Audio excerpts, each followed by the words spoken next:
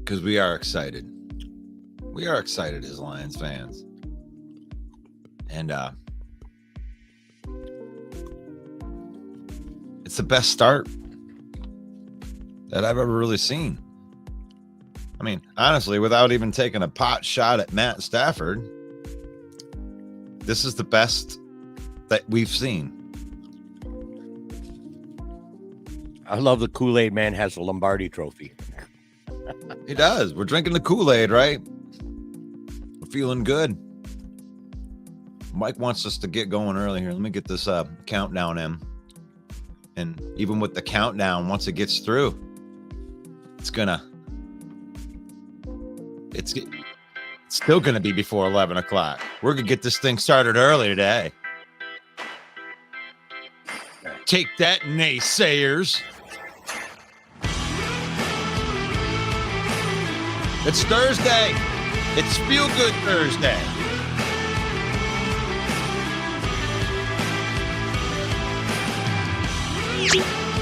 Please head on over to the YouTube channel and subscribe.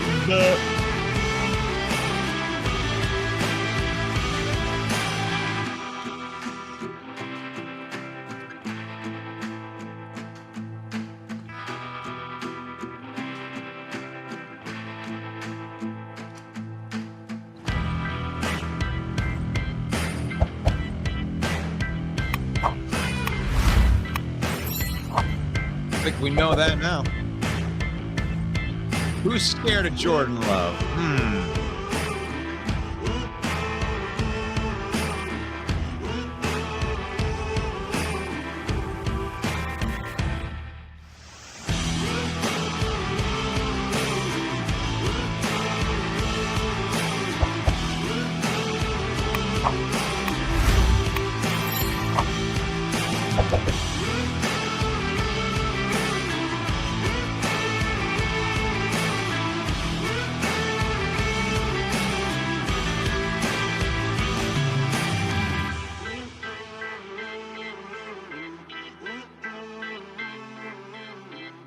Has the villain always been in his headset right there? Yes. I just noticed that. Wappa, wappa, wappa, wappa. Yeah. Welcome. What's going on, Scotty Reno?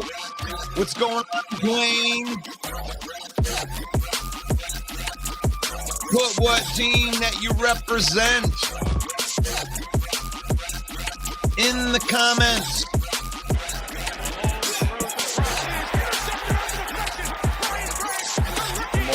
Rob, single dad club. Love it.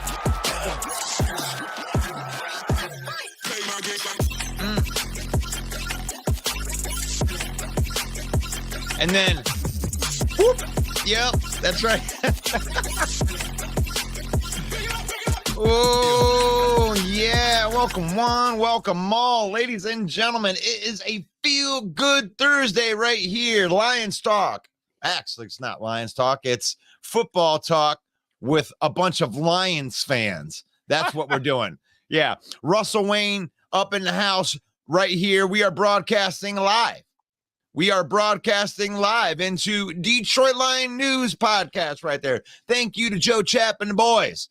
Thank you for putting out great content 365 days a year, guys. You guys are doing it right.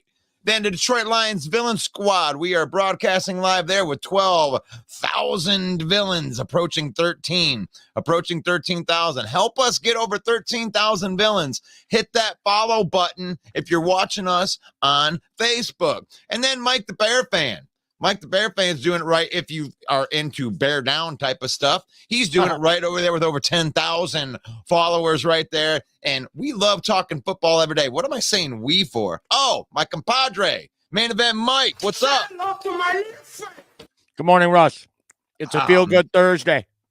It is a Feel Good Thursday. And I kept the Lions talk up there. You and I have been wrestling with this because we do talk about all four NFC North teams on this program. Sometimes we delve out even into the NFL part, but we're Lions fans, and we're sorry that we're going to come in here a little bit biased week after week. We keep it real with the way the other teams are, but I wanted to start with something, because this just kind of hurt my feelings a little bit. I was trying to think of how I wanted to respond to this, because we created the villain squad before Chauncey Gardner came out and did the ski mask thing. Okay.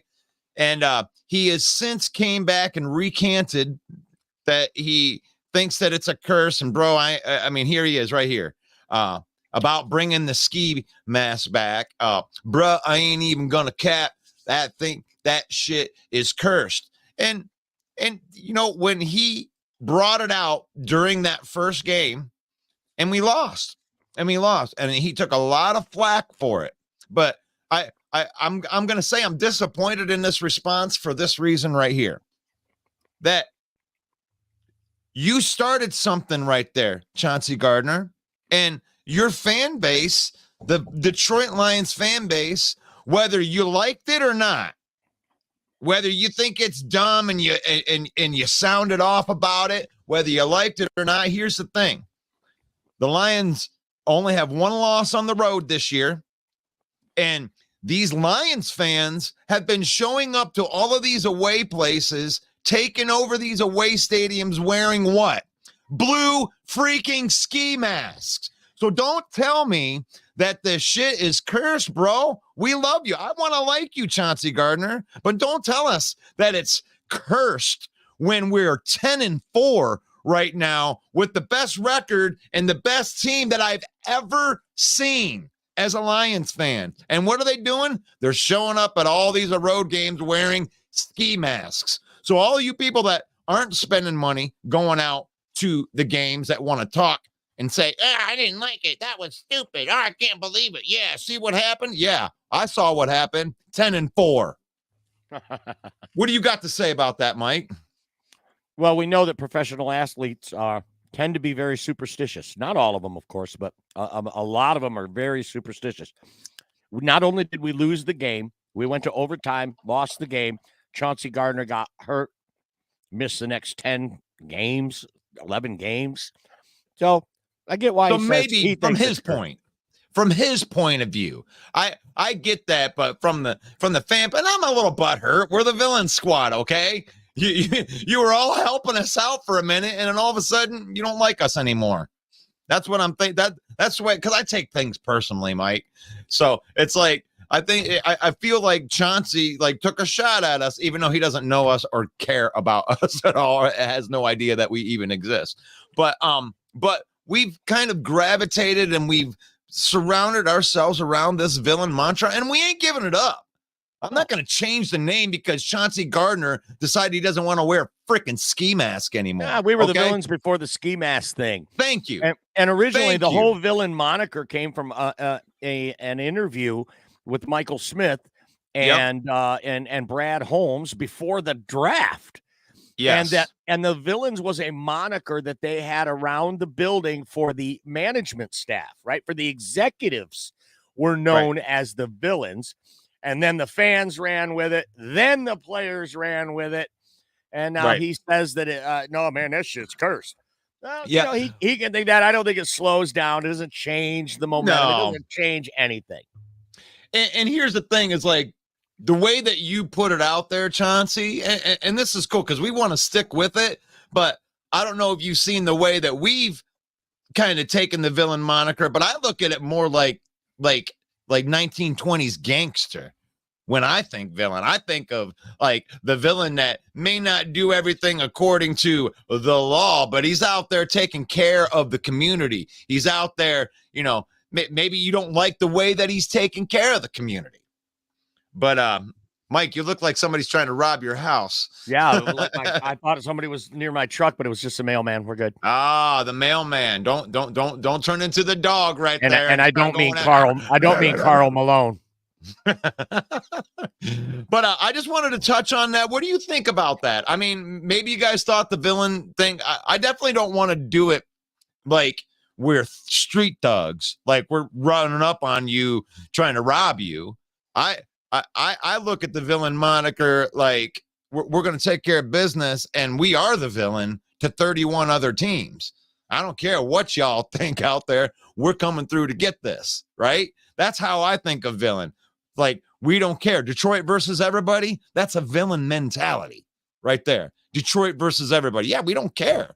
Oh, well, these guys are supposed to be the best. We don't care who you think was supposed to be the best. We're about ready to steal your dreams, steal your hopes and your desires, and the Lions about ready to take over. That's what the villain moniker is to me.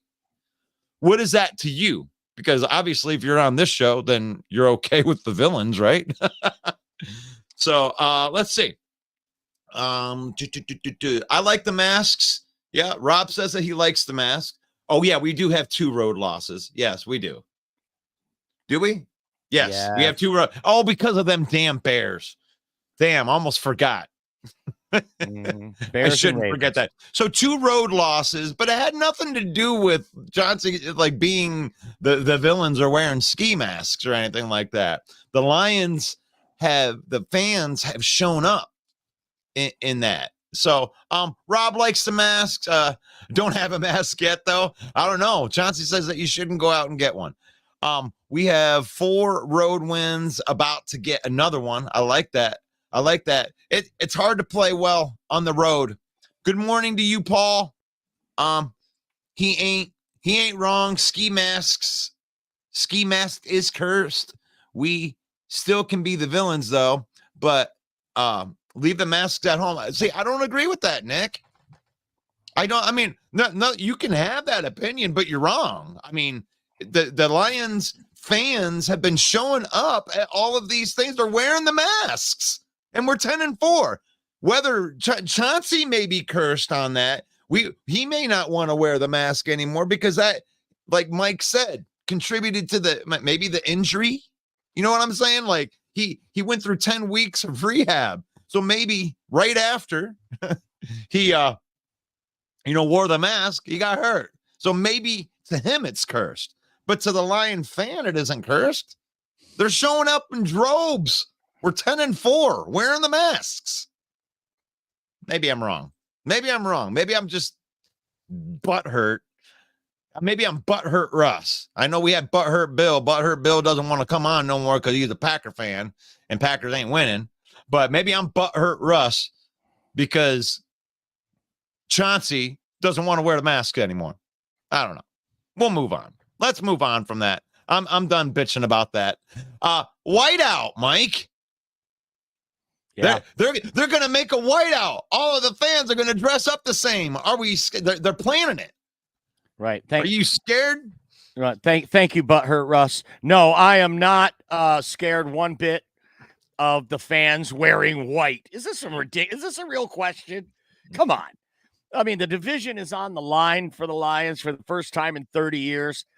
I mean, but I think about it a little deeper, and I think maybe it's a distraction, right? If you're I know that the players that used to play in the Silverdome when they would play basketball, they would say that the color of the silver dome at the top was distracting to them when they would rise up for a jumper, that the ball would change through a color background. Maybe that affects the wide receivers, right, when the ball's in the air. But if that's the case, it would also affect the CBs, the DBs as well. So, I think this is a non-issue. It's just for Viking fans to get fired up and great optics as you look around the stadium. One thing that's for sure, though, that the game has been moved to the national spotlight. It will be the featured game at the 1:00 slot. We found that out yesterday. That's awesome. Yeah, and I'm not worried about it one bit either, because when I was making that graphic, trying to look for a whiteout, I had to put a piece of white over top of it, and I was looking for pictures of the stadium with the whiteout. And it doesn't make any sense that you would use the whiteout because your seats aren't white. So what it is a whole bunch of people wearing white, but you can still see the purple and the blue from the purple and the yellow from the seats. So it kind of defeats the purpose when you're trying to, make a white color. So it isn't like Penn State, where you go to Penn State and all you see is white. It's like a whole bunch of people wearing white with your purple and the yellow creeping through. So yeah, I don't think it's going to mean anything, even from the optics of what Mike was talking about. It's not going to mess up the team at all because you got all the different colors in there anyway. I don't know. But you're talking about a football that's dark colored, right? And think about it. You're going back for a pass, and as you look back to the quarterback, behind him is a sea of white. And now that ball's coming in the air. I don't know. It might be visually distracting. I mean, it might cause some sort of visual disruption, if you will, as the ball is in the air. I mean, it's possible. I mean, I guess somebody who's played in a whiteout would have to come on the show and tell me, because I certainly have not. Yeah, I would like to know the answer to that question. I would. I want to, what do you guys think about that? What do we got in here? What do we have in the comments? Anybody?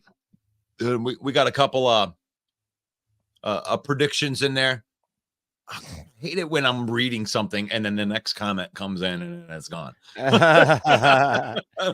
You're watching Football Talk with Russell Wayne every weekday morning at 11 a.m. Be sure to subscribe to our YouTube channel at Main Event 365.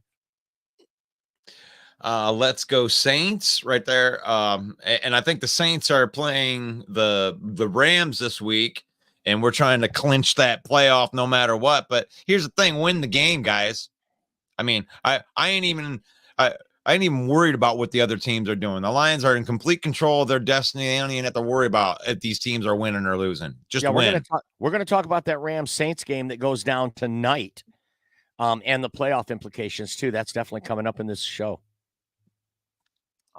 Detroit 27, Lions 17. Rams are going down tonight. Yeah, we got some people in here talking about that Ram thing. Why don't we go ahead and take a pivot, because I didn't make a graphic. Let's go ahead and talk about that game, since everybody's fired up about it in the comments right here, because it does have playoff implications, even if the Lions were to lose. So the Lions can actually clinch a playoff spot tonight without even playing a game. Is that true? That's kind of. I think that's true. If the Rams beat the Saints are out. The Saints are out, but if the Saints beat the Rams, then the Lions clinch. Is that right? I don't know. They're both 7-7. The Rams are at home, and they are favored by 4 points. So if this game was in New Orleans, I would look for New Orleans to win this game, but I think the Rams can get it right. Turbo Duran says Rams are going down tonight. Rams lose. I'm checking out my little Google thing right here. See if we can't find it. How impactful chance? That's not right. It's Seattle. I'm not seeing anything on that right there. Every way the Lions can clinch. All right, here's pride of Detroit. Every way the Lions can clinch. Scenario 1, the Lions beat the Vikings on Sunday. No shit, y'all think? And the one of the other scenarios was exactly what I was talking about. If the Saints beat the Rams tonight, then the Lions would clinch tonight. A playoff spot. The hell with that. I want the division title. I don't want, obviously that'll be great that we make the playoffs, but I want that division. Playoffs? Yeah. But that's it. But the thing is like, we don't have to do anything. We can clinch that playoff spot tonight without playing, and then clinch the division on Sunday by actually playing. So a lot of cool stuff can happen for the Lions this week right there. So Rams are winning. Puka Nacua is going for 120 plus. And he's not even the best receiver on the team. That's crazy. That's great. That is a dangerous team when you're looking at them Rams, because Stafford's got arm talent. I mean, there's no doubt. And Sean McVay is a great play caller. And for them to go, and now they lost all their best players. They went and they cleaned house, kind of like the Vikings did. Mm-hmm. And they were able to restock that cupboard and get good skill players on rookie deals all over again. So they're doing a good job over there. They're doing a good job. Brian thinks that if the Lions face the Rams in the playoffs, the Stafford will carve up our defensive backfield. Are you sure? I mean, because Cortland Sutton and Judy are pretty good wide receivers too, skill positions. Javonte Williams along with McLaughlin. Yeah, but he's talking, like you just said, the arm talent of Matt Stafford is what he's talking about. That Stafford's going to carve us up. Sure. But and we were talking about the arm talent of Russell Wilson. I'm all I'm doing is I'm just saying, like, just making foregone conclusions. I ain't that convinced that that Stafford would just carve us up. Stafford might have a hard game against a defense like ours that is ascending. You know, their offense is ascending, but yeah, you also have to look at the sides of where the Lions have made improvements, because you can't look at 3 weeks ago, because what they've been trying to do is overcome some of the deficiencies that they had over the last 5 games, and they did. So, this is a game of momentum, guys. This is a game of momentum. Ain't we wearing our blue helmets this week? And thanks for the comment, Raymond. The answer is no. The Lions will wear the alternate helmet in Week 18. You and I will be there, Russ, to see the alternate helmet. The real alternate helmet, and it really did. It inspired our Villain Squad logo right there with the alternate helmet with the lions in there. I like that. I like that old school. You got that old school mixed in with the new school. Let's go. Let's go. But I can't believe we didn't get further into the whiteout stuff, man. I thought that was going to be a big deal right there. Well, we do have a Vikings fan in the comments who said, "Calm down. We did it last year during Christmas time too. I think it helped with confidence." There you go. There you go. It's a fun thing, right? Hey, I was, when I go through and I'm looking for topics, sometimes it's like the Lions are winning right now, and the other teams are just. It's hard to find like current news that means something from the other team. So I just look through all of the Google stuff that's out there and find out what people are in Vikings territory are talking about. And that was like the top 5 articles was, wow, everybody's wearing white. I'm like, okay, I guess that's what we're talking about today. Jeffrey wants to know if my younger brother is filling in today. You're looking good, Mike. Almost didn't recognize you, main event Mike. Thanks, Henry. Shaved it up real nice, all clean shaven. You can shave off years of your life. Yeah. No shave November ended, and I just kept it going into December for some dumbass reason. So yep, I can change my bald spot into bald, and it's like awesome. Yeah. All right, let's change the subject here. Let's go into the Pro Bowl. I mean, we got 3 games left. And we're in the NFC North. We're talking about the NFC North, and we have all 4 fan bases, I think, are represented in the comments right here. So we want to know what you think. Who's your daddy? Who's the big daddy on your team that has the best shot at making the Pro Bowl? I mean, I had to choose between like 10 guys. Like, I mean, our offense has so many dudes on there, but I chose to put Sam Laporta in there because I think he's the best tight end in the NFL as a rookie. And what can you say about it? He's definitely going to make the Pro Bowl. He might even be an All-Pro. That's so. Sam Laporta is my number 1 guy. I think would be in there. And I know that you disagree with me, Mike. I don't necessarily disagree with Sam Laporta, but I think that Penei Sewell is not only a Pro Bowler, but an All-Pro. You called that at the beginning of the year. That's right.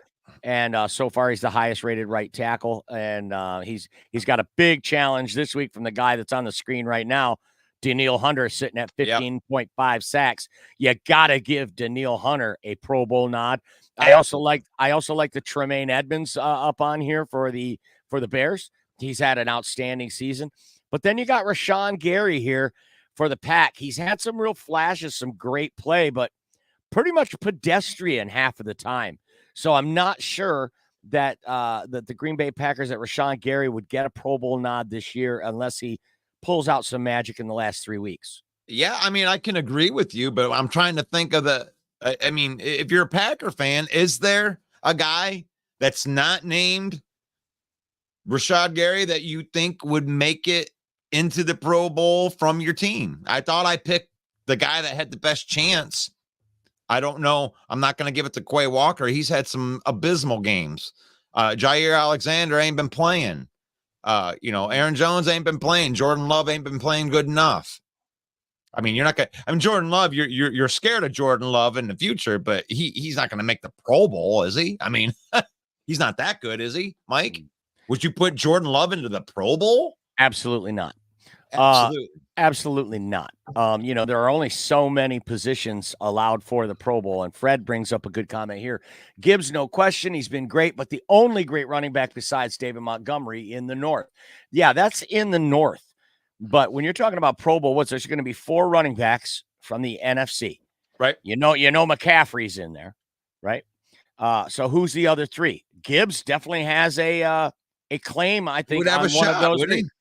Yeah, I think for sure he would have to have a shot at one of those. Saquon Barkley. Okay, there's 2. Maybe, but I would still put in. I mean, you say Saquon, but I say Gibbs and Montgomery over Saquon. All right. Well, DeAndre Swift leads the NFC in rushing behind Christian McCaffrey. DeAndre Swift, yes. He's had a Pro Bowl season so far. Yep. I would say that he's had a Pro Bowl season. Cowboys, not Pollard. I don't think that he's had would you? I mean, no. And Alvin Kamara's missed too much time. Rashad White, not enough production as we start to go through these. Obviously, Bijan Robinson's a rookie having a good year, decent year, but not a Pro Bowl caliber year. And he's right there with Jahmyr Gibbs stat-wise, but he's also played a couple more games. So could we actually see the Lions running back room make the Pro Bowl? If there's 4 of them, I could make a case over both of our running backs over 2 out of 3 of the ones that you just mentioned. I think Gibbs and Montgomery are both over the one Barkley. Barkley will probably make it. I would think out of all those people that you mentioned that Barkley would be the one.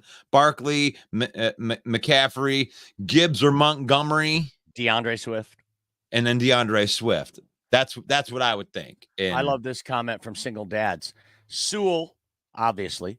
Ragnow, I don't know. He's missed a few games. He might have missed too many games to get a Pro Bowl nod. Jared Goff. How about that? Jared Goff for the Pro Bowl 2 years in a row. Man, he had a rough stretch there, 3 games. But if he plays like he did in the first 5 games down the stretch, needs help. He would be in the conversation. Amon-Ra, no question. Got to be a Pro Bowler 2 years in a row. Single Dad also likes Gibbs.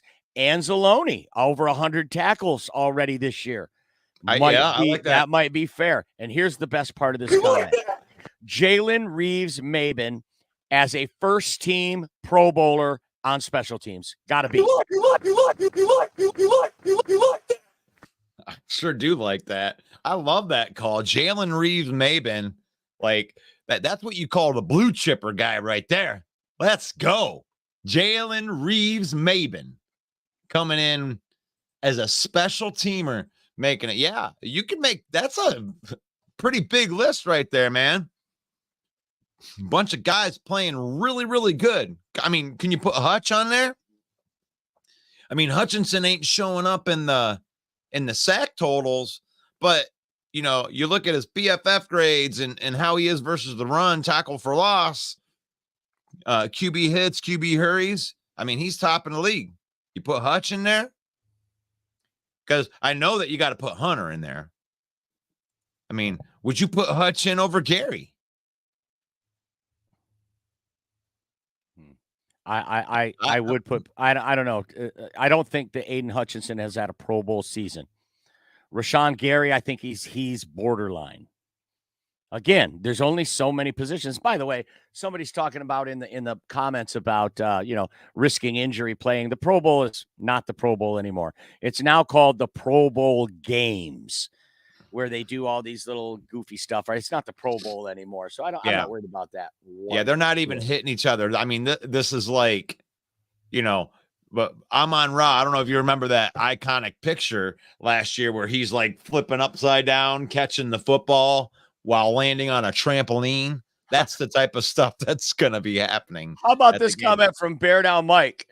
How about Montez Sweat? This guy leads 2 teams in sacks. That's a great call out, Mike. He's leading 2 teams in sacks. Wow. You know what? Give me Montez Sweat. Would you put in Montez Sweat over Hutch? I wouldn't until Maredown Mike just said that comment. That's awesome. If he finishes the year as the sack leader on 2 teams, hell yes. I love this comment too. Ken Fisher, did you mention Laporta? Yeah, Russ is all about Sam Laporta making it to the Pro Bowl in his rookie season. And Jeffrey Addison, what we talked about on our pre-production call, you have to consider Glasgow when you consider how valuable he's been to this team. Wow, that's an awesome call. I mean, he's playing every position on the offensive line, filling for injuries. Center is a very hard position to play. You've got to consider Glasgow. I love that call. Even though he starts the year on the bench as a backup to make it to the Pro Bowl, it might be deserved this year. Yeah, and it turns out, because I don't think I made that other thing. Yeah, we were going to talk about the other players that left Detroit and did some things right there. We're talking about DeAndre Swift that made the Pro Bowl, or probably will make the Pro Bowl with what he's done. And then you got like Evan Brown that went over as a backup. Evan Brown was awesome here, but he went to Seattle and he hasn't had a good year as a full-time starter. And then Glasgow came in and actually did Evan Brown's job that he came in to do better, to where he earned the starting job. So I love the Glasgow call. Mm-hmm. And you should love that as an old Michigan guy right there. Like, mm-hmm. Go blue, right? Damn straight. Sebastian here, you guys are arguing all pro with how good they are. This is a popularity contest. Actually, we're arguing Pro Bowl just for the sake of accuracy, but I understand what you're saying. Sebastian, you're right. It's an absolute popularity contest, nothing to do with how good you are. But all pro is not voted on by the fans. That is voted on by the players and coaches who vote on the all pro. I think it's just the coaches actually that vote all pro. Right.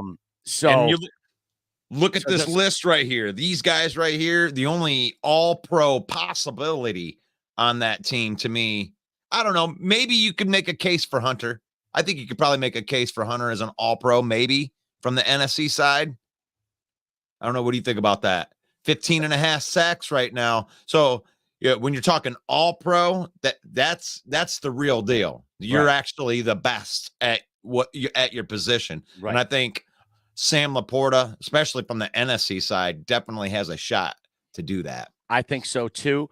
If we see Sam Laporta make all pro, because let's say these last 3 games, he scores 3-4 more touchdowns and he breaks the rookie record or if he breaks the single season record, even for a tight end, he would have a claim to be an all pro. And if he becomes all pro as a rookie, he has to win Rookie of the Year. We saw that with Sauce Gardner last year. That's why he beat out Aiden Hutchinson for All-Pro for Rookie of the Year, because he was an All-Pro as a rookie. Right. And if Sam Laporta does that, that will be amazing. I think that right now, though, Penei Sewell's the only All-Pro on this team outside of Laporta's chance to make it. Wow. And I don't see any, and honestly, I don't see any, not one Pro Bowler on defense. Jalen Reeves-Maybin as a special teamer, but I don't see anyone on this defense as an all-pro. I definitely agree with you on the defense, but I think that Amon-Ra St. Brown will make a case as a all-pro. Yeah, he could. But we can move on from that from right now. But for not you guys keep casting your votes. I would love to see more comments from your team. If you got, we missed some people from the NFC North. Oh yeah, there we go. Hawk. We got to get Hawk. I don't know about that one though, because he's a little mistaken on here. He says Hawk leads tight ends. He's most likely to be all pro. Excuse me. Hawk leads all tight ends in catches. In the amount of receptions is what he leads in. He doesn't lead in touchdowns. Right. Yep. And right. Here's the thing. Like, let's not, let me say this to you, Sebastian. We are not taking anything away from Hawkinson when we say that. I mean, really, it should make you feel good that we traded you Hawkinson and he is as good as he is. But don't get mad at us because we drafted a guy in the second round that's just as good or even better.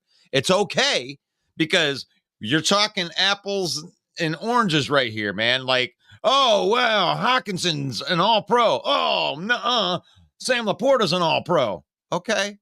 That means that they're both really, really good at playing tight end. So that's all good. I'm good with that. Wow, Laporta would need to go over 1,000 yards for that. Why is the bar so high for Lions guys? He's at 9 TDs now too, single dad, so he could make it. I mean, easily get to 10. I mean, I think he's going to get both of those marks, but why is the mark so high? Why do you got to move the goalpost so far out just because it's a Lions guy? Right, we will. I mean, because tight ends don't do what Sam Laporta is doing. He's putting up wide receiver 2, 3 numbers. We'll have to change his name to Sam All Prota. All Prota. Yeah. All La Prota. All La Prota. But no, I like that. I mean, the NFC North, damn. The 2 best tight ends maybe in the league. Jean thinks the sun god will definitely make it. Well, let's look at that. I mean, we're looking at these teams. I like this. This is such a good topic right here because you're looking at like the Cowboys. Cowboys, would you say CeeDee Lamb would make it? The year he's having, absolutely. Yeah. Okay, I mean, these are quick shots because I'm just going to throw it like AJ Brown.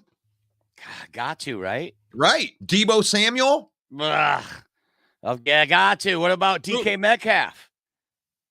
I mean, these are all NFC wide receivers. Yep. Cooper Kupp, Puka Nacua. Yeah, you could put Amon-Ra St. Brown in there. I think that you don't put Justin Jefferson in there because he didn't play enough, so you can take him out. How about DJ Moore?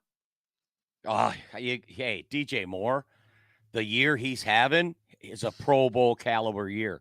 Bear Down Mike thinks that TJ Edwards is an all-pro.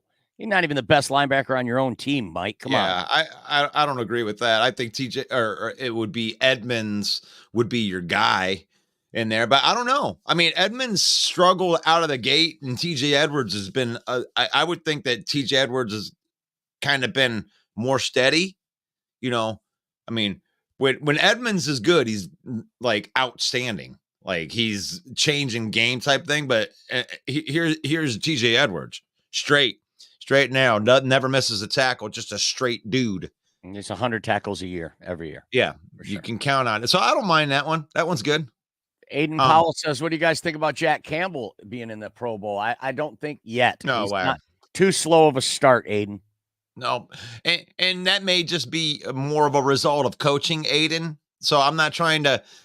There's nothing to take away from Jack Campbell, but when Jack Campbell started this year, Alex Anzalone was really, really good. Derek Barnes was really, really good. Those guys are veterans, and because they were veterans and they knew the defense, they didn't have to throw Jack Campbell right in there to the Wolves. So he really didn't even get his feet wet till 5-6 games in. He was an excellent tackler in every fact. The guy might be the best tackler on our team, but he isn't going to make the Pro Bowl this year. Taylor named her cat Cooper Kupp. Interesting fun factoid. All right. Two Coopers, 1 cup. Two. Oh my God, boy! You could, if you understand that disgusting reference from back in the day. We have some nice comments in here today, Russ. Hawkinson is one ugly dude. Leave your helmet on, please. Come on, man. Poor Hawkinson. Helmet. Hawkinson takes off his helmet and goes, "Rocky Road." No question about it. I am ready to get hurt again. Oh, Jordan Addison. This kid's a stud, man. He's a rookie. Justin Jefferson's missed too much time. I don't care if he is the best in the league. He's missed too much time this year to make the Pro Bowl, but I would absolutely vote Jordan Addison in the Pro Bowl this year. Maybe over some of those names you mentioned, like Deebo Samuel. Really? You look at receptions, you look at receiving touchdowns. Yeah, Debo's an incredible athlete, but I don't know. I would give Jordan Addison the nod over Devontae Smith. I would give him the nod over Deebo Samuel. With him and Amon-Ra, because I'm a Lions homer, it would be neck and neck. But Jordan Addison definitely has had one hell of a rookie year. Yeah, but we're talking about all pro right here, right? Or just Pro Bowls? Just talking about Pro Bowl. We're not talking about all pro. We're talking about Pro Bowl. Amon-Ra's had a better season than Addison. Come on, man. Like, I mean, Amon-Ra has been steady Eddie. Where's Amon-Ra's stats? I think that we're underselling Amon-Ra here. And that's because we're trying not to be homers. But let's really look at these numbers here. I mean, in comparison to the rest of the NFL, Amon-Ra is sitting right now at 1,175 yards, 94 catches, averaging 12 and a half yards per catch. And the guy, all he does is catch third down to move the chains. How many touchdowns? How many touchdowns? We have 7 touchdowns. Okay. And now let's look at Jordan Addison. And while you do that, James has a great comment in here. What about Jack Fox? Jack Fox, a Pro Bowler? Wow. Best punter in the league? I mean, I don't know. I never see him punt. I have no idea how good his legs is. Dan always goes for it on 4th down. Right. No idea. Did you get those Jordan Addison stats? I got Jordan Addison, 62 catches for 824 yards with 9 touchdowns. So he's a couple more TDs, but like 30 less catches and not even close. Not even close. Not even in the same. Close to 400 yards. Unless you want to be a straight homer for your team and you are a straight Vikings fan and you're just pulling for your guy, ain't no way Jordan Addison makes it in over Amon-Ra St. Brown. 0 chance. Let's see what Cole says. Realistically, Puka Nacua is winning Rookie of the Year. I don't think there's any way. He's had an incredible year, a storybook season for a rookie, but no way he wins Rookie of the Year over CJ Stroud. That's not a conference award. You get only one Rookie of the Year in both conferences. So that's got to be CJ Stroud. If not, I would vote for Sam Laporta over Puka Nacua just based on the production. Puka Nacua, 87 catches for 1,163 yards. That's great for a wide receiver. 4 touchdowns. Not even close. Not even close. That's a damn good rookie year, though. That's an awesome rookie year. Rookie of the year. But when you're comparing it to like an all-pro stats of somebody that he's one of one. Like if he breaks Ditka's record, breaks the reception record and the yards record and touchdown record for tight ends, he's a lock for offensive rookie of the year. You can't be that good at your position. How could you give it to anybody else? And I would have to give the punter not only the Pro Bowl, but all pro to Jack Fox. I love this call from our resident Packer fan, Steve. It says Rashawn Gary would be the only one for the Packers. Other than that, there's no other Packer player, not this year. Thank you for confirming that, Steve, because I was wondering, I was racking my brain trying to think of which Packer would be the best one to put into that graphic. And thank you. How about Roy? Puka might win fantasy football rookie of the year. I'll tell you that. For the NFL. And, CJ Stroud, James says, isn't Stroud hurt? He missed last week and he's going to miss this week, but they expect him to be back. And I don't think that's enough, especially when you consider that his team won last week and they may win again this week. So, that takes him out of the running. You got to, like, to me, when you're talking about the best rookie of the year, I think that's, playing every game has to be in there unless you were so much better in your less games than the other people. And this is not the case here. I think that Stroud had an amazing year but he got injured at the end and the team did win without him. Let's see, let's move it. Let's try. I love these. Keep those comments coming in there. We'll keep coming back and forth to, but I wanted to go to a Chicago Bears. And when I was going through the Chicago Bears news, it's all about Fields and whether they're going to get a new guy. Like, I mean, this fan base for the Chicago Bears is split down the middle. I know how Mike the Bear fan feels. He wants to keep Justin Fields and move on and just get all the players and stick people around him. But the other half of the fan base, they want you to use one of those 2 top 10 draft picks that you're going to have and grab one of these stud quarterbacks that are out there, Caleb Williams or May from Oregon or whoever they think is the best, and pick their guy. So what do you think, Mike? What do you think that they should do? I've gone on record to say it. Ryan Poles has to draft a quarterback. Right.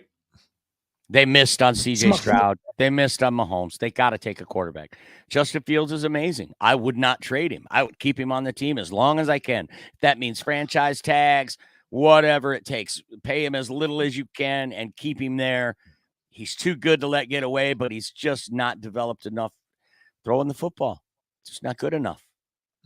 And this is something to keep in mind for Bear fan is if you draft a quarterback, that doesn't mean that you have to get rid of Fields. You could draft a quarterback and still see what you have in Fields. I mean, Fields is still the most experienced quarterback that you're going to have. So even if you draft a Caleb Williams, why don't you let the competition be open? So let's see if Justin Fields can beat out Caleb Williams for the job. And if he does, there you go. And then you also have a Justin Fields that you could put in as a weapon, like the C&G podcast likes to call him. And then you line up Justin Fields right next to Caleb Williams, and then you could hand him the ball and he can get outside the pocket, and that would probably be a pretty good chance to throw sometimes or run. He already proved that he can be a runner. So quarterbacks that run, what happens to them? They get hurt. But so why not draft? Run, why not draft Caleb Williams? And like you just said, Russ, don't start Caleb Williams. Start Justin Fields. Let him continue to try to prove that he's the guy. Maybe try to get some draft capital out of him in the middle of the season. You know, you could get him to put some good tape out there. He's got some good tape from this year.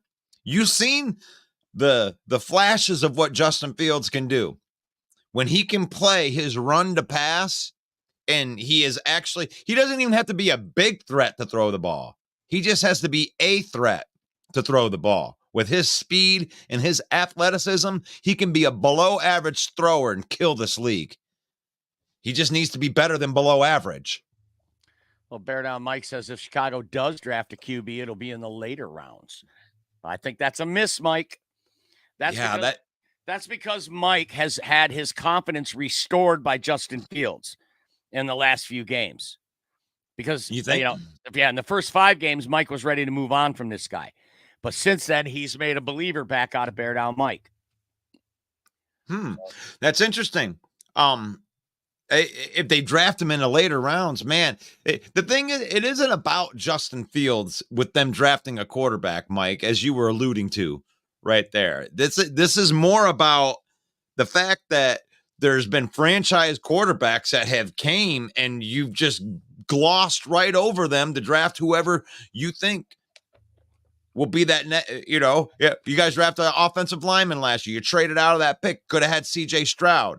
You took Mitch Trubisky when you could have had Patrick Mahomes. Like, those things start compounding. And if you have a top 5 pick, sometimes they say, you got to take a chance to move your franchise forward. They drafted Jordan Love while they still had Aaron Rodgers there. Right. That it doesn't necessarily mean that this guy sucks. It means, move forward with your franchise. I mean, you have all of these draft picks and money now.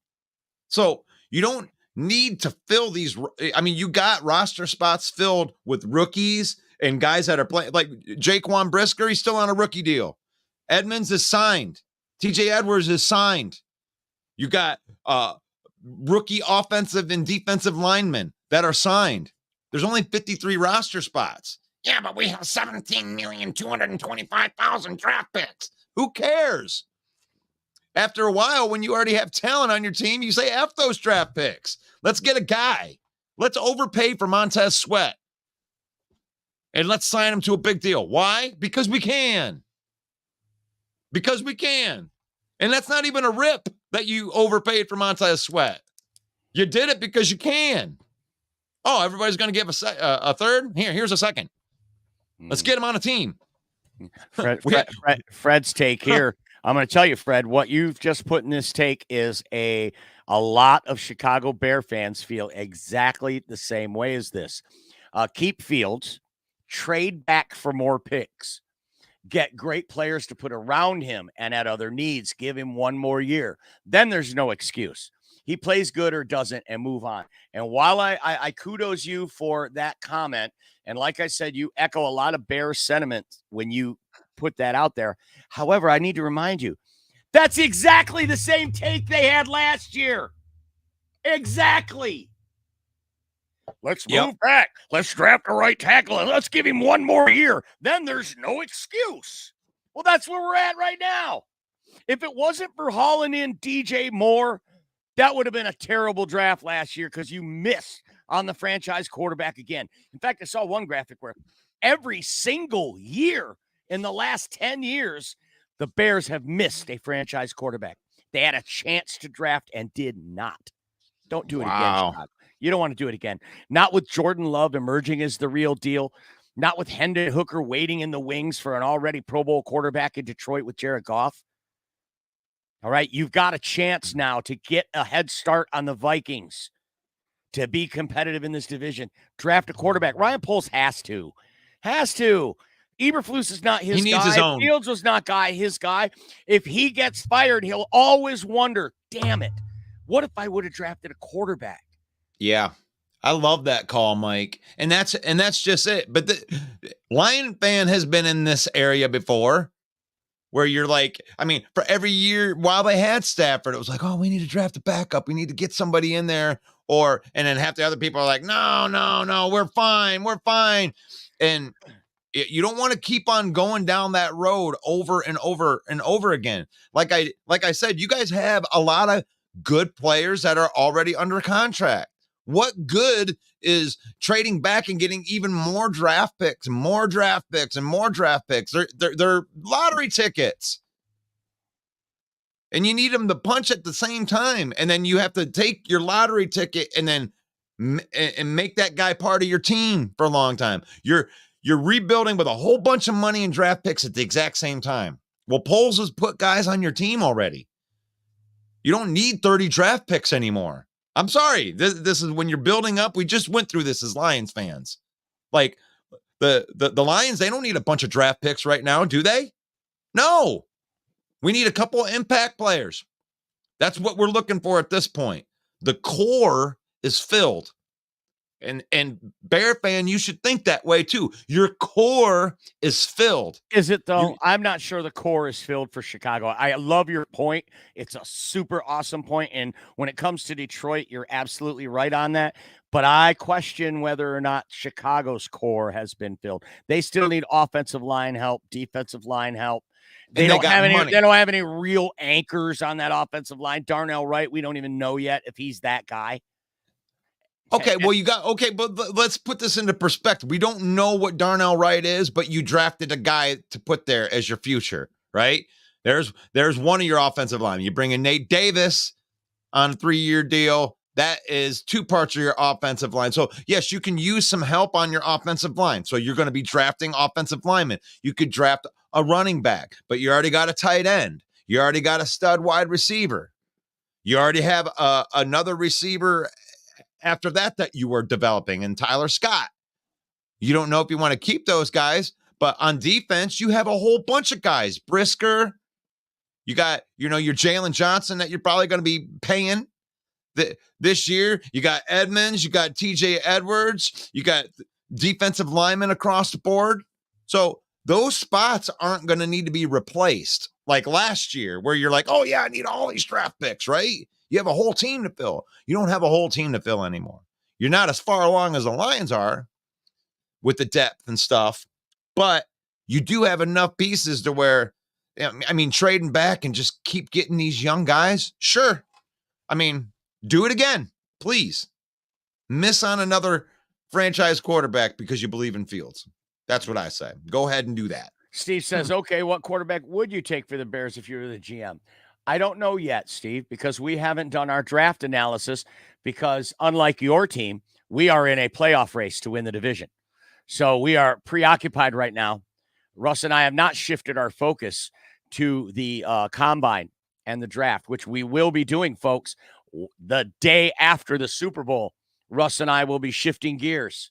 Unless the Lions win it, then we'll be drunk for 3 days. But if those will be fun shows, I will have an answer for you somewhere in March of what quarterback the Bears should take, because I will be breaking it all down, looking at every angle of all of these prospects.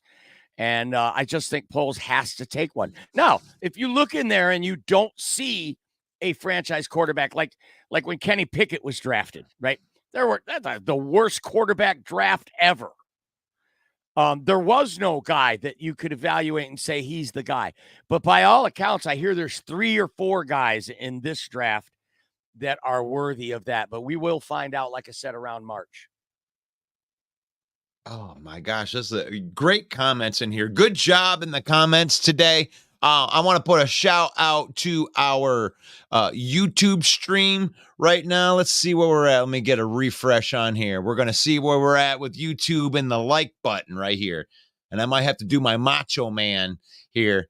Here we are with 29. This ain't bad today. 22 watching on YouTube right now with 15 likes, 16 likes.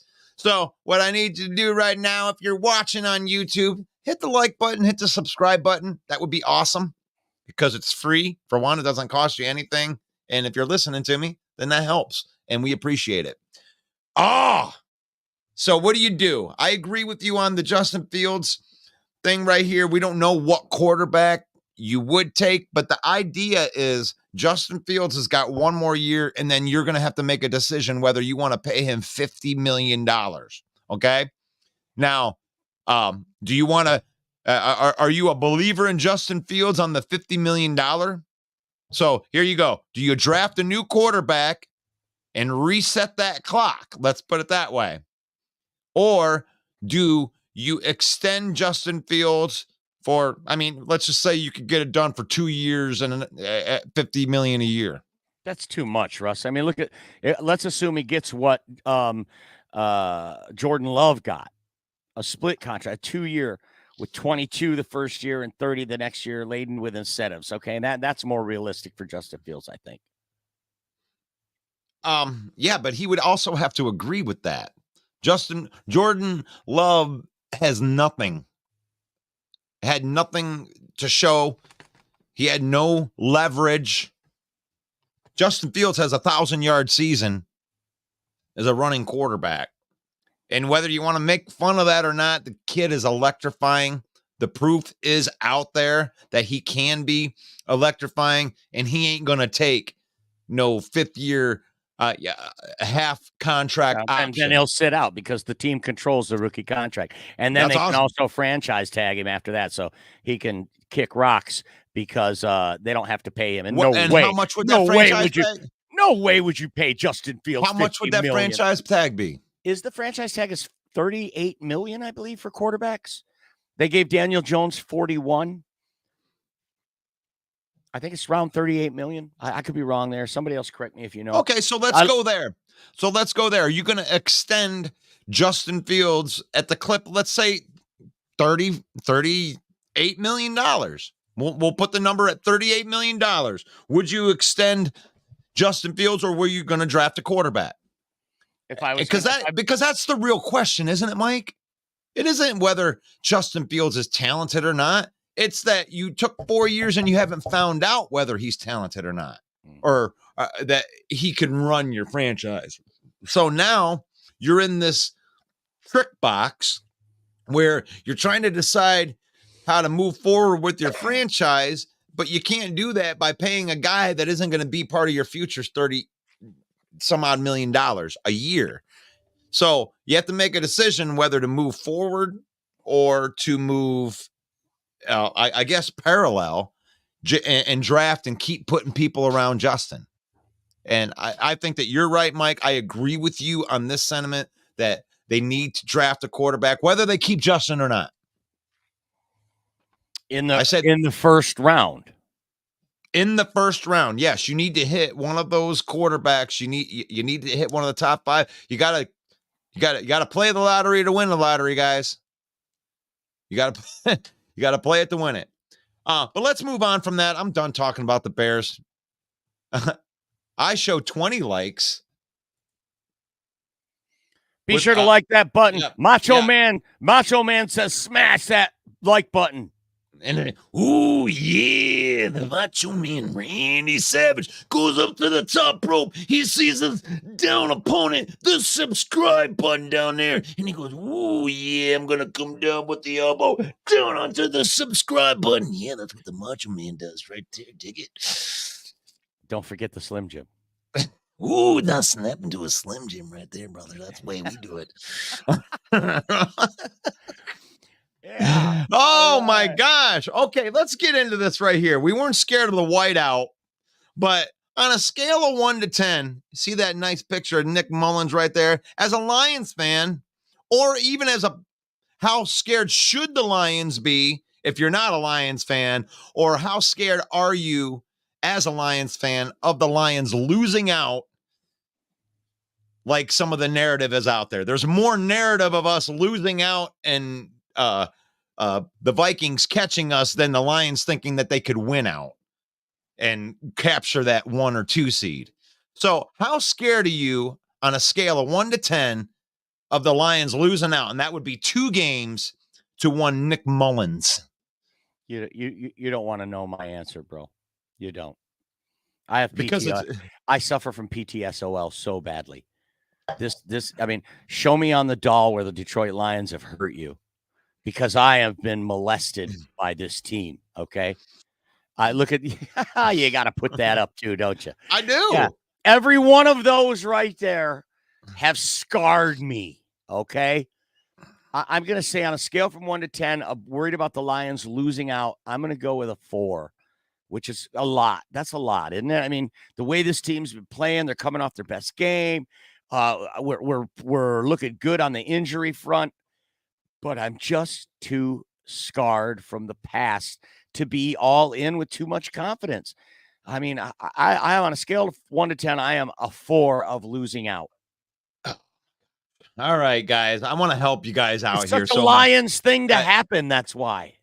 It is, yeah, and this is obviously a different Lions team. So I'm going to go out there and I'm going to say on a scale of 1 to 10, I'm at a 0. I am not scared of losing all 3 of these games. The Lions will not lose all 3 of these games. As a matter of fact, they're going to end all of this crap this weekend on Christmas Eve when they go in there and give us the best Christmas present ever, which is a division title in Minneapolis, because this team is playing well. There's nothing that this team right here, the Minnesota Vikings, are doing that is so scary that I'm just shaking in my boots. They got a good defense, but we just played the defense that led the league in takeovers last week. And it seems like the Lions have turned a corner. So what do you think out there? Are you scared of the Lions losing out and then the Vikings winning out? That's the other part of it. In order for this for the sky to fall, like all of these PTSOL people are saying, like Mike, is that the Lions have to lose all 3 of their games and the Vikings have to win. Now, 2 of them are against the Vikings. So obviously those 2 are a watch. So we have to go down to Dallas and lose that game, which is possible. But the Vikings have to beat Green Bay. Mm-hmm. Okay, so is that a foregone conclusion? Donald thinks the Lions win out. Now, what's more likely? That they win out or they lose out? I think 2-1 or 1-2 is more likely than any of those scenarios. But I mean, everybody's so hot and cold. Oh, it's got to be all the way. Like, yeah. I think they could very well lose that game down in Dallas, but I could also see them winning all 3 of these games. Right. Here's a great take from James. My confidence in Minnesota losing a game is higher than the Lions losing out. one Minnesota loss and we win the division. Now, that's a great point, right? Not only do the Lions hold their own destiny, but they could win this division if Minnesota just shits the bed. They lose. All they got to do is lose. They don't play well, and the Lions beat them, and the Lions don't play well, but we still win. I mean, he has more confidence in Minnesota not playing well, which makes a lot of sense to me. And Taylor says her confidence level is at an 8 that the Lions will win. Yeah, I like that. And I kind of want to just get the feel out there. And maybe the Lions fans aren't so scared anymore because we are coming off of a win. I noticed that the confidence level goes up because we do this with every win and loss, except you. You remain confidently scared through the entire season. So I do. Oh my God. There's only one cure for that. Yeah, but it doesn't work for you because as we've moved the goalpost game to game to game to game to game to game, eventually we're going to run out of season, and then you're going to have to go, well, I don't know, I'm scared of winning in the playoff. Like it isn't going to end. Like unless the Lions win the Super Bowl, that's the only cure. Because if not, you'll just move the goalpost and tell me why the win sucked and why we can't depend on it. Single Dad's Club says, I bet you Minnesota starts Dobbs because he can run. Now, that's a great take, but they have already announced that Nick Mullins will be the starter on Sunday. What I posed to Russ earlier is if Nick Mullins falters in the first half, will the Vikings go to Josh Dobbs in the second half to try to get a spark? That's going to be very interesting. Yeah, and are you really scared of Josh Dobbs? Because I think that we're really squashing this idea of the running quarterback like being the Achilles heel of this, because what it comes down to is where they were getting burnt by these running quarterbacks is him escaping the pocket and then him hitting that 25-yard soft zone in between our safety and our linebackers, and they just kept on hitting that over and over again, hitting those big plays. That got stopped last week. Whatever Jason says, 80, 41, and 2. What does that mean? Is that their record against us? That's the all-time record of the Vikings. I see. You pulled a Packers on us right there. Nice to pull a Packer on us. Right after a loss, what do we do? Yeah, but what about the history? Yeah, let's go back 40 years and see how they did. The Lions are 41, 80, and 2 lifetime against the Purple Pillow Biters. I love it, man. How about this one from Brian?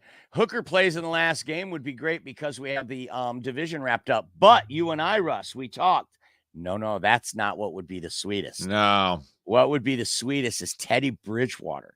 In his final game as a professional quarterback. Gets to start against the team that drafted him and chucked him onto the trash heap when he blew out his knee and left him for dead. And how appropriate, how poetic would it be if Teddy B wins his final game as a pro against Minnesota in Ford Field? That would be amazing. I would love that. We love that scenario better than any, that the Lions win the first 2 and they go in. They've already locked up the 2 seed or whatever it is. I mean, if there aren't any playoff seeding implications in the game, I would love to see them start Teddy B and have Teddy B get a win against the Vikings in his last game. That'd be amazing. That would be absolutely amazing. And I want to put that out there. I want to put my mental vibes around that. That's what's going to happen. And that's what we called at the beginning of the season before the first game was played, Mike. We were on here and we said, wouldn't it be great if we had the division all locked up and it's Teddy B that comes in there week 18. And then Sarah argued with me and says, we're going to be vying for the division at week 18. It's going to mean something at the end of the season. I said, no, it's not. We're going to have it all locked up. And we're going to find out this week. This is the week right here, whether we're going to find out what Jason MC is going to be right or Sarah's going to be right. Are you guys going to be in this division race at the end, or are the Lions going to shut the door on your punk asses this week? We will see this week. And if we win the division this week, Mike, it's going to happen. It's all about Sunday's game. Mm-hmm. It's going to happen, Mike. If they win, they're going to be starting Teddy Bridgewater. Oh, how poetic, Mike. Wow, that is such a beautiful thing. But it is the year of the backup quarterback right here. And it's been crazy how many quarterback injuries there have been this year. And I put Jake Browning in there because I think that he's the best of the backup quarterbacks. But let's go through some of these guys right here. Jake Browning, 75% completion, 924 yards, 5 touchdowns, and 2 interceptions. Number 2 on that list, and this is courtesy of CBS Sports. They put a great article out here on this, ranking every quarterback by Brian Diardo right here. Second, Tommy DeVito, 65% completion, 855 yards, 8 touchdowns, 3 interception, average of 7 yards per play. And then number 3, Joe Flacco, the corpse of Joe Flacco coming in at number 3. Yes, the corpse of Joe Flacco. It's the year of the backup, Russell. A staggering 53 quarterbacks have started an NFL game this season.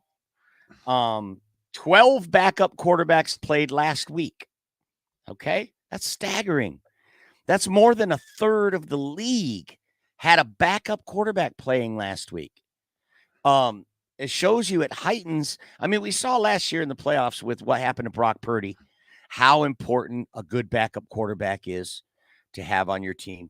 And I think the Lions are all set with Teddy Bridgewater, a veteran, and then a very talented rookie in Hendon Hooker. We're all set. We've at least got some legs to stand on. Some of these teams, though, they're in desperate trouble. And one thing begets the other. So you look at these teams that are starting backup quarterbacks, how many of them are going to be looking for a quarterback in the draft? How many of them are going to be looking to move up in the draft to get a quarterback? Certainly the Atlanta Falcons have got to be looking for a quarterback. They're, however, going to win their division, possibly. Either way, they're going to be beyond the middle of the draft. So they're going to have to move up if they want one. It's a super interesting quarterback play, the most important position in all of sports. It's going to be very, very interesting to see what happens.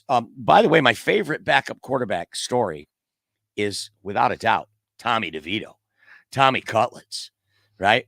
I know you're a big gangster movie fan, Russ. Interesting caveat. Do you remember Goodfellas? What? It's one of your all-time favorites, right? Oh, guaranteed. That one in Casino. Do you remember Joe Pesci's character's name in the movie? His character's name was Tommy DeVito. Tommy DeVito, the good fella, taking over the Giants. They love him. They hate Daniel Jones, but they just gave Daniel Jones a big contract. What a conundrum the Giants are in. I think they've at least seen that Tommy DeVito is a capable backup, and that's what you want in this league out of your backups. If they play 4 games, you want them to be able to go in and win 2, right? You want them to be competitive. Gardner Minshew for Indianapolis, maybe the best backup quarterback in the league. I've always said Case Keenum was the best backup in the league, and he showed that last week by pulling out a win for the Houston Texans when everybody counted them out. In fact, you counted them out. You took Tennessee. Oh, no, you took Houston. I took Houston. We both took them last week, but we didn't know C.J. Stroud wasn't going to play. Yeah, but the thing is like people do. I mean, quarterback is the most important position on the field, but it isn't the only position on the field. And usually teams with good quarterbacks, quote unquote, usually have good teams around them too. So, I mean, would it at least? It was this. Tommy DeVito. Hey. It was this. Hey. He says, hey, my mom was in here. She drew this picture. One dog goes this way, one dog goes this way. Yeah, what you going to do about it? You know? So I got signed by the Giants, and I said, I could move out, but then I wouldn't have Moss Cutlets. I heard that he got rid of his like manager because he screwed up a whole bunch of his like public where he's supposed to go Endorsements and stuff like that. Public appearances. Oh man, yeah, no, let me handle it, Tommy. I got this for you. I'm gonna go down there and I'm gonna talk to some people downtown and I'm gonna get you to sign some autographs, okay? And then he screws it all up, and they're like, "Man, you really need a like a good sports manager. You can't use your uncle. You can't use I think Phil. Gardner Minshew is the best backup in the league, right there with Case Keenum. I think Sam Darnold is a good backup in San Francisco, but Tommy DeVito's my favorite. Let me know what your favorite backup quarterback is this year. Can't believe we're even posing that question. What a topsy-turvy year 2023 has been. Oh, and by the way, follow us on Facebook. It's Lions Villain Squad. We're trying to get to 13,000 followers. Also, follow Russ personally. Follow me personally at Main Event Mike on every social platform. I am at Main Event Mike. I am trying to get followers because Facebook won't give me money. Another podcaster I know has less followers than me, but he's making money and I'm not making money. So I don't know why. So follow me at Main Event Mike, please. All right. So I'm looking for, we actually had somebody that I got to find our membership right here. Who we have we have a Patreon. We had somebody that came through and became one of our Patreon, and I got to find out how to find them. Thank you for becoming part of the Villain Squad. Evaluate. I got to find. I'm still not hip to how this thing uses yet. Was it Brett? I think it was Fred. Fred is Fred Peterson. Thank you, Fred, for becoming one of our Patreons and supporting our show, because we love talking shit. We love talking football, and we love that you come on here every day. And thank you for bringing that to our attention, that we could actually have people that supported us from the outside, because I think that's going to make all the difference in the world for us. And then you already said stuff about the NFL shop, right? Getting that. No, belt. I didn't. I did not let Right everyone know that we are an official affiliate marketing partner of NFL Shop. You can click our link and get 25% off all NFL Shop gear. Also an affiliate marketing partner of WWE Shop, where you can get one of them sweet ass Detroit Lions championship belts or any wrestling memorabilia that you want. Yeah. And thank you, Fred, for the Patreon. If you're going to be anywhere near mid-Michigan in February, come see us. We got free concert tickets for you. Yeah, absolutely. Yes. You're reminding me of all this stuff right here. And this is the concert right here, which with Mike's band, the 99, they're going to be opening up, and it's a full night of the band Tool. If you like Anima and, Sober and all the great Tool songs, we're going to be doing that tribute. And if you come, go ahead. Sorry. So if you go and you come out to my show on a Friday, I have some tickets. If you come out and support me on Fridays, or you come out and support Mike at one of his gigs that he has coming up, we will give you tickets to this show for a limited time.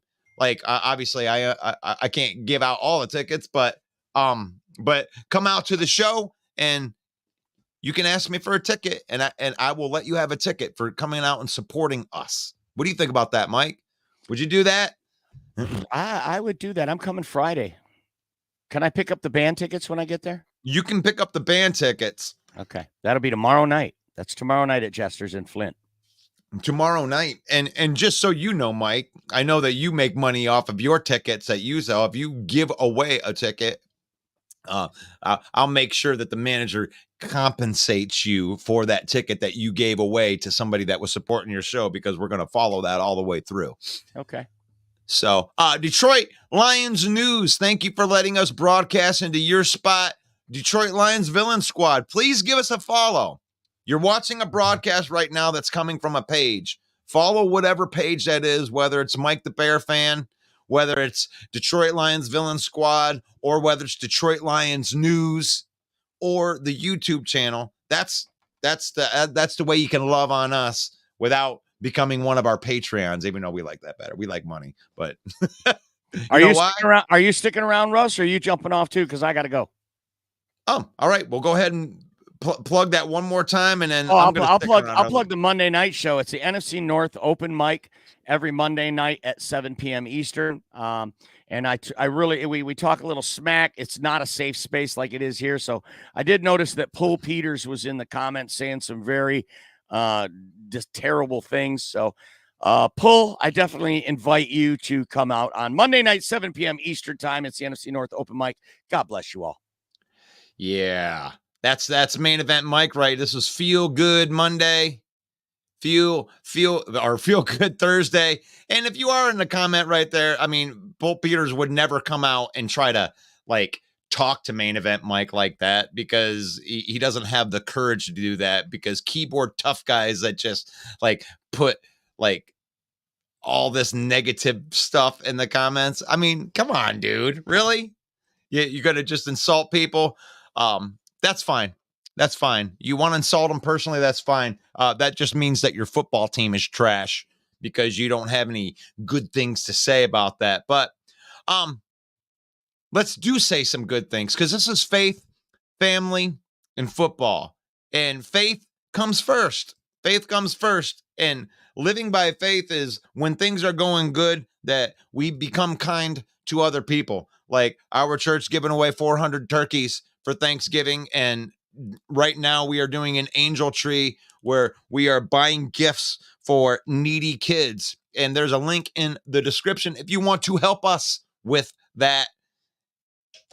Buy a gift for a needy kid. And that is what we do. When things are going well for you in your life, I mean, be nice to other people. I mean, this is a hard time for people during this time of year. A lot of people suffer from depression, and you never know who these people are that are suffering from the depression. So just be nice to people and go out of your way to help people if you can. And this is an opportunity for you to do that. And if you don't want to do that and you just want to come out and be a part of a good church service every Sunday, 9:30 a.m., we're doing church service. I get to play guitar on that stage in the praise and worship band. And then you get a good word from Pastor Kevin Galloway that isn't preaching at you. He just shows you some really, really good nuggets about the word of God. So that's all I'll say about that. That's faith, family, and football. You know, we use football. We use football to bring our family together. And in that order, family, then football. Use football. Don't let football use you. When you lose, don't turn into a butthole.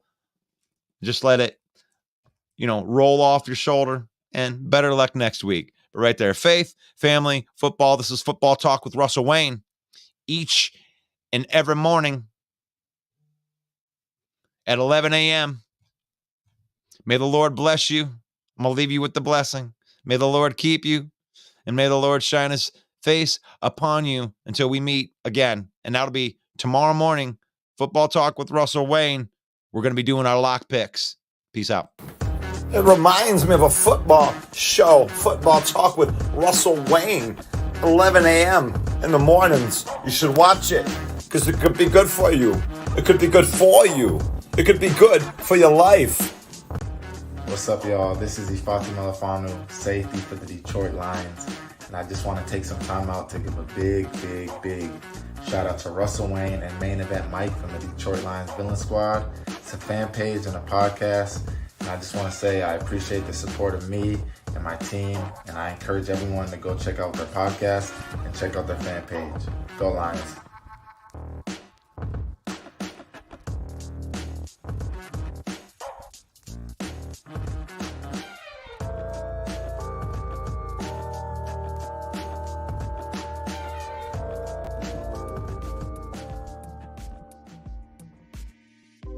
Thank you, everybody, for watching the broadcast. This is last call. This is last call. I take a last call right here every day after the credits roll, because I want a chance to invite you to subscribe to our YouTube channel, which is in the comments right there. Right there. It's in there. That's our YouTube channel. That's the live broadcast that you're watching right now. Like and subscribe. That's good. This is Feel Good Thursday. And this is your last call. We got games. We got meaningful games this weekend.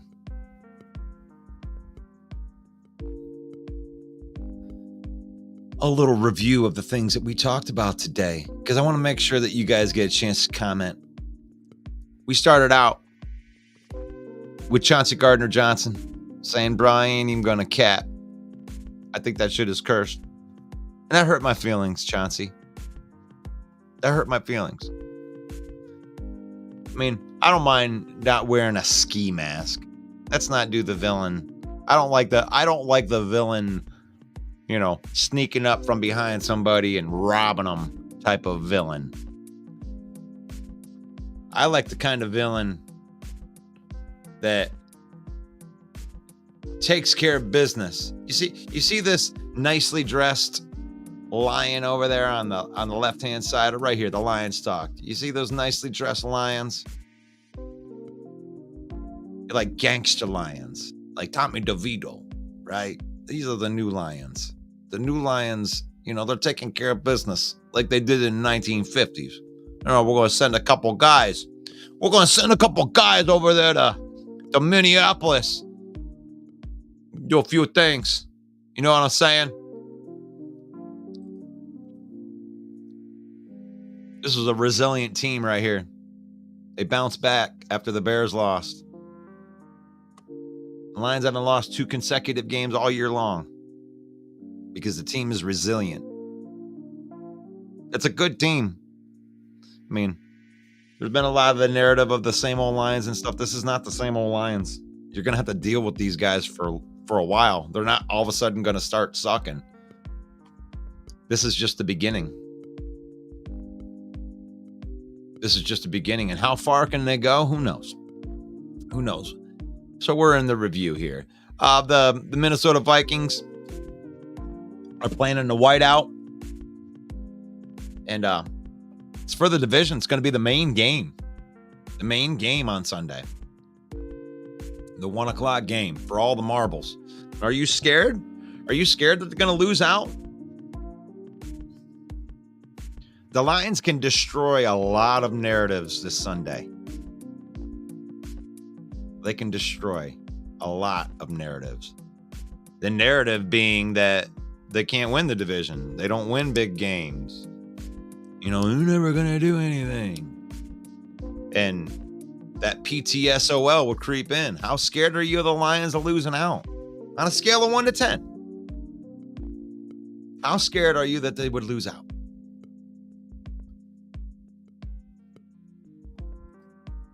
Fred says CJ gonna come back this week, play just a few snaps. I think so. He'll play a couple snaps. But it's gonna fire up the defense, though. The defense is gonna play good. I mean, even if he's only out there for like 10, 15 snaps, he's gonna be on the sidelines. He's gonna be running his mouth. I love it. I love it. I love the way Chauncey Gardner-Johnson plays. CD Deuce. Steve says that's why Russ is the franchise. I love it.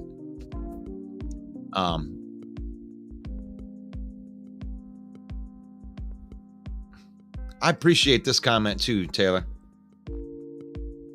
I mean, I'm not into preaching. But I do like to show people who I am. And, I'm not a perfect person, and I don't think Christians are perfect people. And I think sometimes they get put into the box of goody two shoes, and it ain't even about that. Ain't gonna get there. That's what they saw theology on YouTube. Cool. That I got some great players in this band, and with my bald ass head, I kind of look like Maynard, from what a lot of people say. And that's a fun show. It's a yearly show. We have a blast doing it every single year. But I'm not that scared. It's a 0 for me. It's a 0 for me. I don't think the Lions are going to lose all 3 of the games because they haven't lost consecutive games all year. I don't know why they would just start now and just lose out. Doesn't make any sense. Pro Bowl votes. Yeah, I mean, in the NFC North, really, it's just a bunch of Lions. Maybe Hunter. Maybe Tremaine Edmonds. Maybe TJ Edwards. That was a good call by Bear Down Mike. I like that. You like that? But who you got in there? Fields are a new guy. If you're a Bear fan or you're not a Bear fan, do you think that the Bears should draft a quarterback? They keep missing them. Franchise dudes. You know, hoping that this guy gonna pan out. They were hoping. They were hoping Mitch Trubisky was gonna pan out. You know, you forget they could have had a franchise quarterback in each and every one of the drafts. So, and this is the year of the backup quarterback. The year of the backup quarterback, because nobody thinks a backup quarterback is important until you don't have a quarterback. So, get it done. It's War Week. It's War Week. On Wednesday, we talk about it right there for the title. I'm going to take off. Thank you very much for watching, being part of the last call right here. And we're playing. Who do you got tonight? Saints playing the Rams. Can give the Lions a playoff berth without them even playing a game. Who do you got? Saints, Rams tonight, tomorrow in the morning. TJIF. We're gonna make the picks.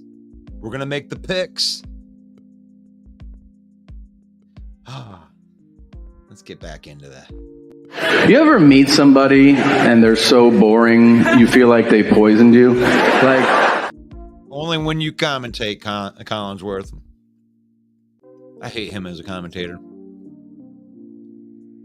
So cocky. You know, me and Aaron Rodgers were playing golf the other day, and we were just talking about how my name's Chris Collinsworth, and I know football players. Just guys throwing the ball out the backyard, little pigskin throw. If there's any haters in here right now that don't have nobody to hate on, feel free to hate on me. Sit back there and say my hair ain't luxurious when you know it is, bitch. Yeah, that's one of the things I say all the time. I know my hair is luxurious, but it's just underneath my bald head. The skin hasn't grown out yet, but it is luxurious. My hair is. Here's the thing, though. What I've been doing is 3:30 every morning. I get up and I do my sprints. Yeah, I mean, those are prime sprinting hours. People don't realize. And that's how I know I'm succeeding, is if I'm doing my sprints while everyone else is asleep. It's a winning mindset is what it is. That's exactly what it is. A winning mindset? What's that? Lion fan don't know about that. Let's ask LaFleur about a winning mindset. What do you have to say about a winning mindset, Matt LaFleur?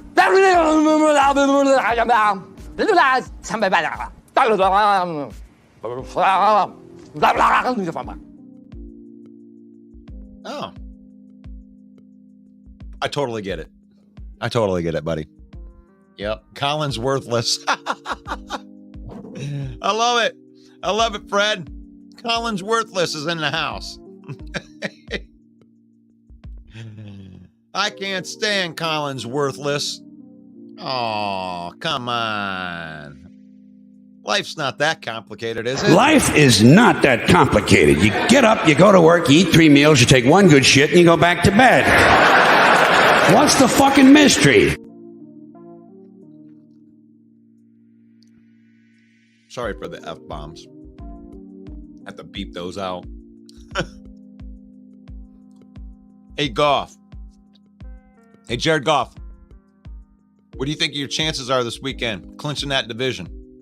I murdered a rock, injured a stone, hospitalized a brick. I'm so mean I make medicine sick. So mean? You're so mean that you make medicine sick? That's amazing, Jared Goff. You're so mean you make medicine sick? I mean, what do you think of the... Goff, what do you think of your chances in this game? Or what do you think that the Vikings could do to you? There's no one that can match me. My style is impetuous. My defense is impregnable. And I'm just ferocious. Okay. All right. On our way to Minnesota. Let's get this done. Let's get it. Let's ride. I got shotgun. Peace up, A-Town. Yeah. Okay. Usher. Lil Jon. Yeah.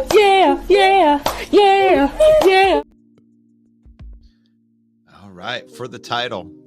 When have the Lions fans been able to say that? For the title.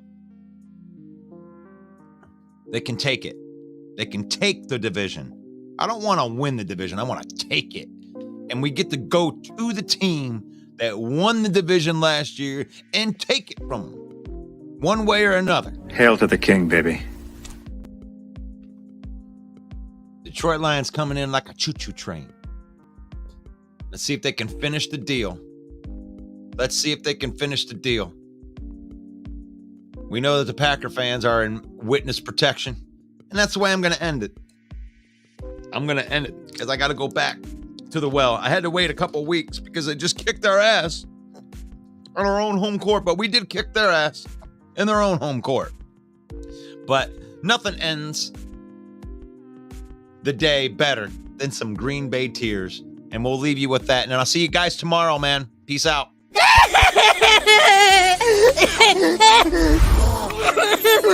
It's not fair. They were so happy. It's not gonna be okay. It reminds me of a football show, Football Talk with Russell Wayne, 11 a.m. in the mornings. You should watch it because it could be good for you. It could be good for you. It could be good for your life. What's going on, Russell Wayne and the Main Event 365 Network? This is Jason Kabinda from the Detroit Lions. Here to give y'all a shout out, man. We appreciate all the support, man. Know you guys are big fans. Know that you guys are rooting for us to take the North this year, and we're going to do just that, man. Appreciate you guys so much. Just want to give y'all a shout out. You have a great day.